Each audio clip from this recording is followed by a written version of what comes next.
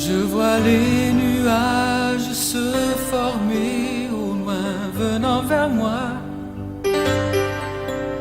Il me faut trouver un abri. Bonjour, chers frères et sœurs de l'Église apostolique, les amis.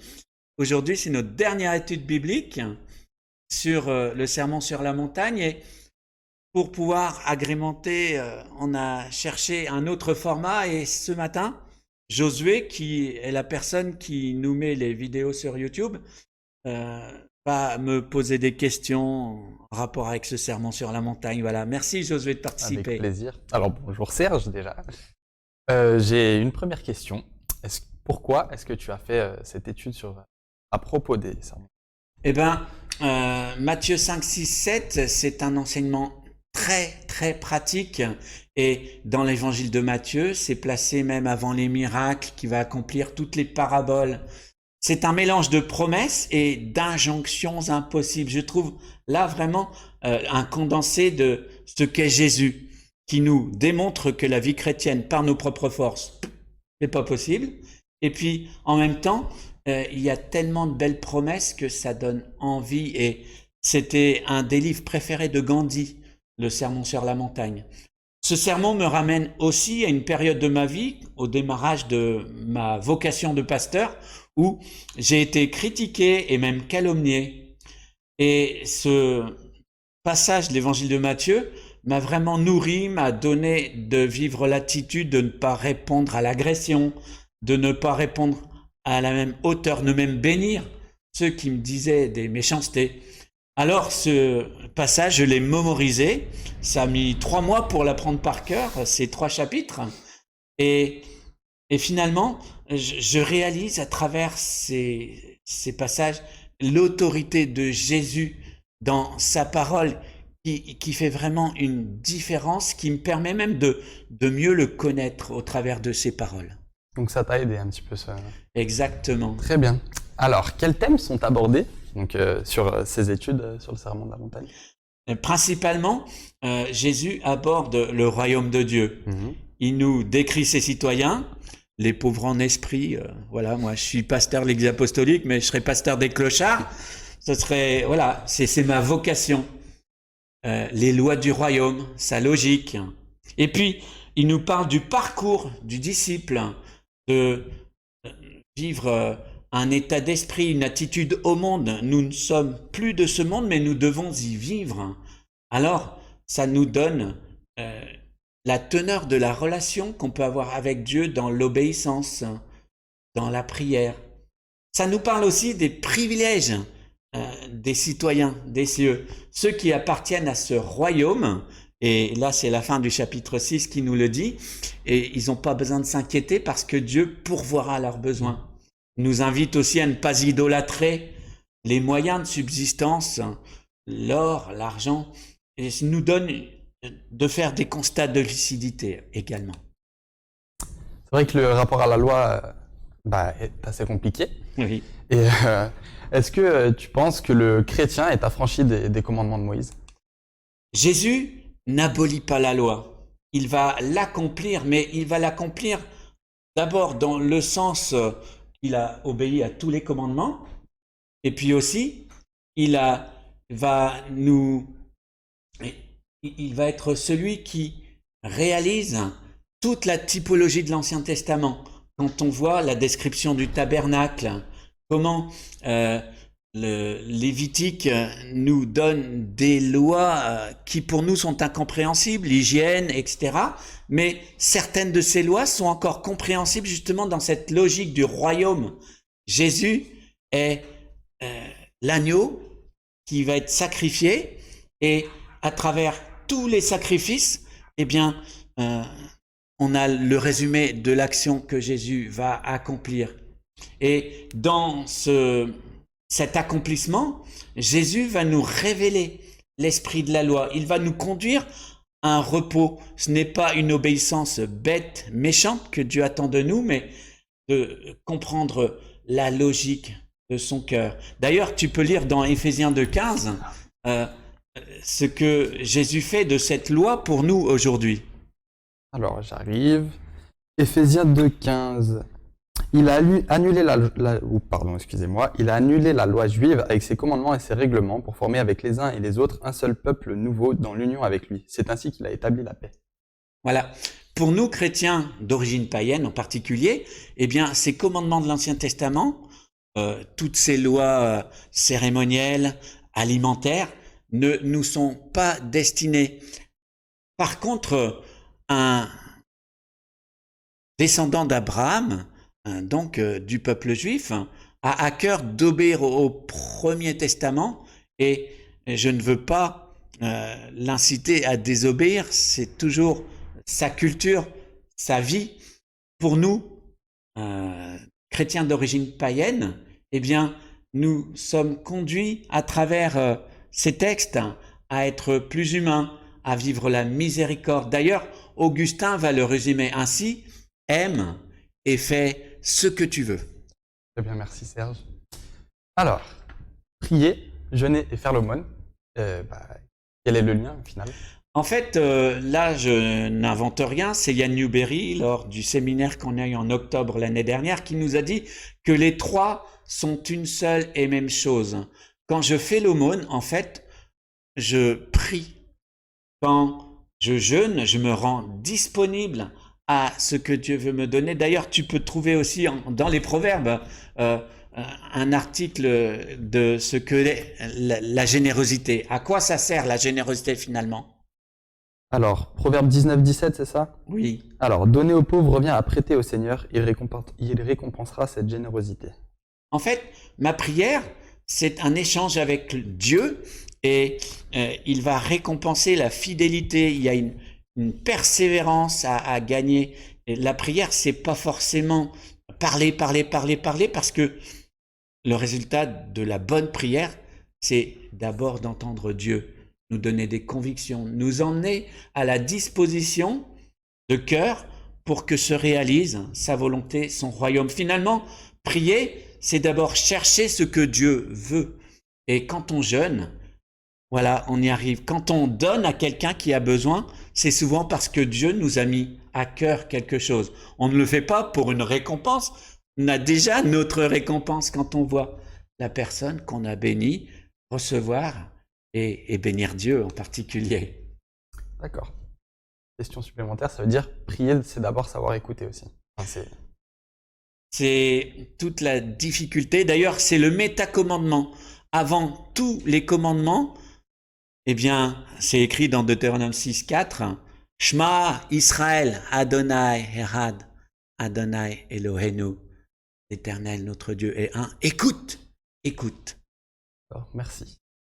Alors, Jésus a-t-il un problème avec le matériel? Le matériel, eh bien, Jésus, c'est vrai, il est Dieu, il est devenu un homme pour nous sauver. Et au début de son ministère, il va avoir une rencontre dans le désert. D'ailleurs, c'est le Saint-Esprit qui l'emmène dans le désert pour rencontrer Satan. Et Jésus a déjoué Satan au désert. Il a décidé de ne pas tricher pour satisfaire ses appétits. Quand le diable lui propose de transformer la pierre en pain. Comme co-créateur, il a renoncé au privilège de la possession. Et Satan donc ne pourra pas acheter l'adoration de Jésus en lui donnant la possession de ce monde entier s'il se prosterne. Et Jésus nous invite à cette liberté par rapport au bien matériel. Il nous promet de s'occuper du nécessaire pour nous, toujours en réponse à la prière, si nous nous occupons de son royaume. Et pour moi, un des passages les plus importants qu'on peut retenir de ce sermon sur la montagne, c'est Matthieu 6,33, cherchez d'abord le royaume, la justice de Dieu, et puis toutes choses vous seront données en plus. Très bien. Merci. Alors, prochaine question. Les relations humaines ont une influence sur notre relation à Dieu. Est-ce que tu peux nous en dire davantage sur ça? Eh bien, pour Jésus, c'est indissociable la relation avec son Père, la relation avec les autres. Et avant toutes ces relations sur cette terre, Jésus passait énormément de temps dans la prière. Et il nous a donné 2 commandements qui sont « Tu aimeras ton Dieu de tout ton cœur, toute ton âme, toute ta pensée, et son complément, tu aimeras ton prochain comme toi-même. Remarquons quand même le petit toi-même à la fin qui nous montre que l'estime de soi est une étape importante de notre construction dans l'amour. Dieu m'aime, je vais apprendre à l'aimer en retour, et parce que Dieu m'a aimé, je serai capable d'aimer les autres humains. Et cette question de l'amour des hommes est une exigence importante du royaume des cieux. Toujours dans la Bible, dans 1 Jean 4,20, tu auras une démonstration de l'apôtre Jean. 1 Jean 4 au verset 20. Alors, où est-ce que c'est? C'est ici. Si quelqu'un dit « j'aime Dieu » et qu'il haïsse son frère, c'est un menteur. En effet, s'il n'aime pas son frère qu'il voit, il ne peut pas aimer Dieu qu'il ne voit pas. Voilà, démonstration est faite que les deux amours sont liés et qu'on ne peut pas aimer Dieu si on n'aime pas nos frères. C'est comme si c'était Dieu qu'on aimait à travers les gens. D'ailleurs, Matthieu 25, c'est toute la logique de reconnaître Jésus dans la personne qu'on va bénir, dans le petit qu'on va aider, celui à qui on va donner un verre d'eau. Eh bien, la Bible nous dit qu'au ciel, on aura au centuple 100 verres d'eau. Il y a vraiment un relationnel. Pardon, prière, jugement, exaucement. Et alors là, je vais le détacher. C'est ce que j'ai étudié la semaine dernière sur le fait qu'on peut manifester des charismes spirituels, mais avoir un comportement de chien. Manifester des dons surnaturels et puis en même temps ne pas avoir le fruit. Le Seigneur, qu'est-ce qu'il attend de nous? C'est d'abord un fruit dans notre comportement, dans notre attitude vis-à-vis des autres. Et le premier degré de l'amour pour l'autre, c'est le respect qui renvoie à la crainte de Dieu dans l'attitude que j'ai vis-à-vis de mes contemporains, de mon prochain. Je vais montrer si j'aime vraiment Dieu, si je le crains. D'accord. Alors, pour conclure ces 22 vidéos,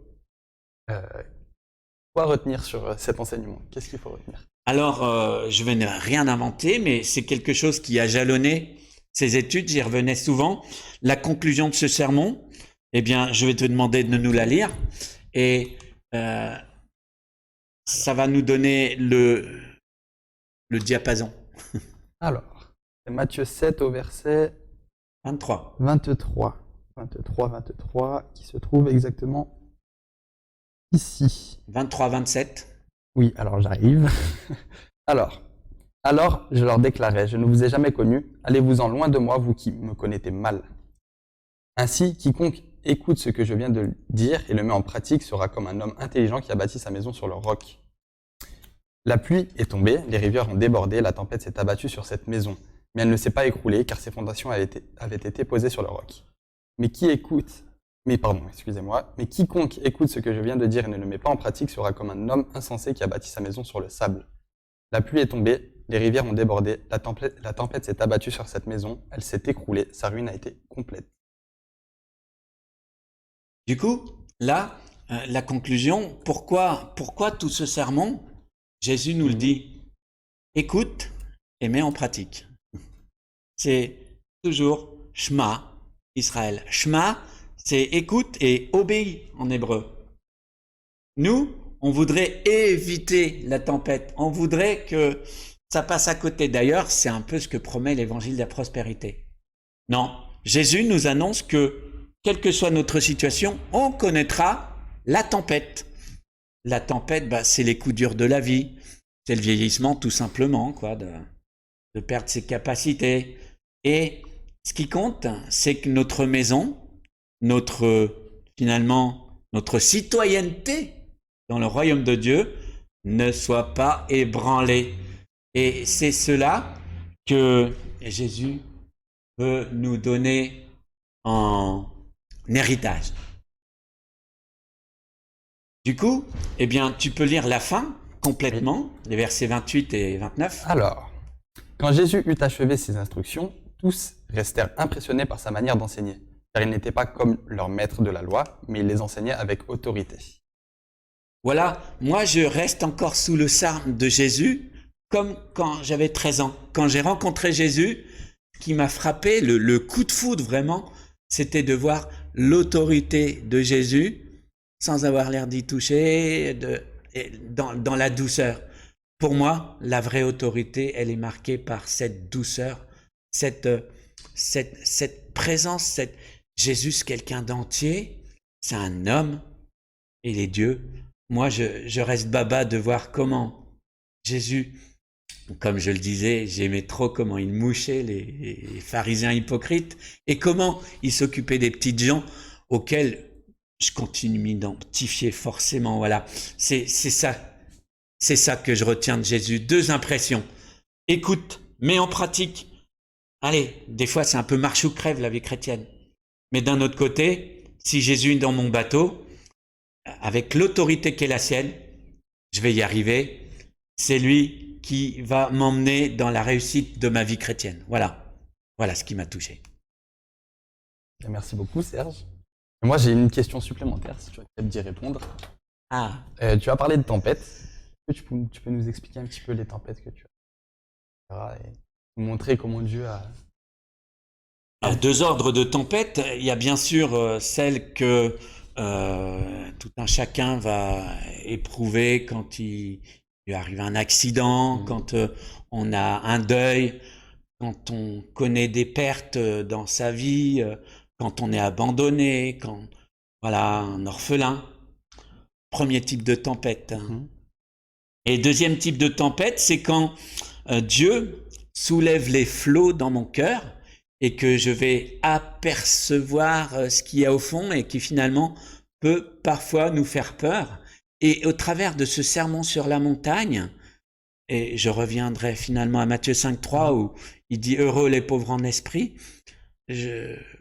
toute cette pauvreté, cette indigence que j'ai pu découvrir au travers des tempêtes, eh bien, je vois que Jésus m'accompagne dans ces profondeurs qui peuvent nous faire peur et qui nous amènent à vaciller, à ne pas être sûr de soi.